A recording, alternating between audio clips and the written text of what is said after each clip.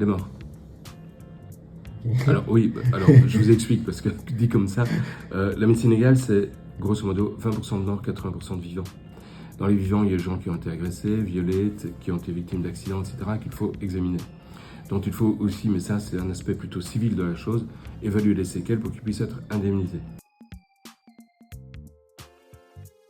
Avoir beaucoup de patience, parce que quand vous les appelez sur place et que vous vous rendez compte que c'est pas exactement ce qu'on pensait au départ, mais que ça pourrait bien être un meurtre, c'est à ce moment-là que vous prévenez le labo, prenez le procureur du roi, chez nous c'est le procureur du roi, chez vous c'est le procureur de la République. Résultat, il y a plein de monde qui va arriver, 2 heures.